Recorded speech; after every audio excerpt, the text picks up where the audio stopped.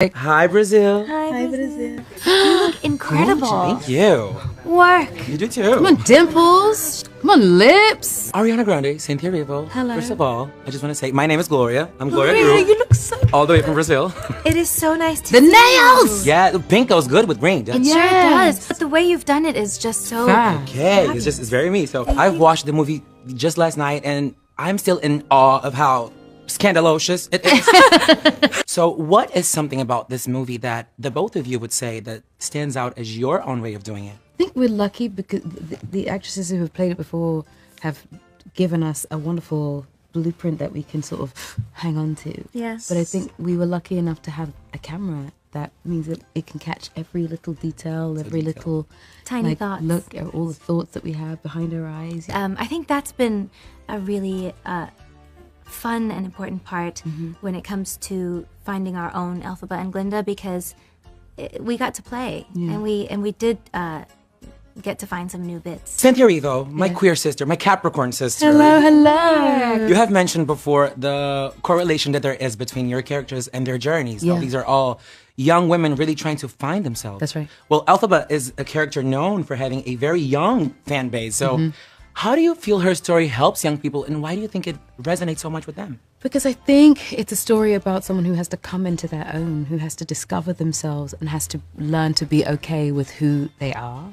And I think that that's why it resonates with so many young people. I think it's also secretly why it resonates with all of us who are 20 and up, 30 and up, 40 and up. Because it is a story about someone who has to learn to celebrate who she is and come to terms with who she is and be unashamed about it. You're green. I am. Ariana Grande Butera, my queen. I mean, we been knew about how talented you are, but baby, you came through with the comedy skills on this one. Thank you so much. Your Galinda is hilarious. I was cackling the whole time. Thank you so So can you much. tell us a little bit about your love for comedy and also for the character? Comedy has always been such an important part of my life. I've loved it since I was a kid. I would do stand-up for my Nona and Grandpa and my family and do voices and characters. And so for it to kind of find its way back into my life through Glinda and through this role is like such a beautiful thing, because I've also loved Glinda my whole life. So yeah, it's been such a joyful and healing experience. I love laughter. It's always been an escape for me. All right, of course, I am a huge fan of your craft in general. And it just kind of takes me back to earlier this year when I was listening to Eternal Sunshine. And what stood out to me was how different that was sounding. And knowing that that was post Galinda, the real question to you is, how does living so much with a character affects your own personal creative process? I think the beautiful thing about disappearing into these women for such a long time has been the way that they've informed us creatively and especially vocally. I know just the muscles in my throat changed literally so much from training to sing this role and speak it and be it. And I'm really grateful for the ways in which it showed up in my pop music. I didn't realize until it came out because beautiful.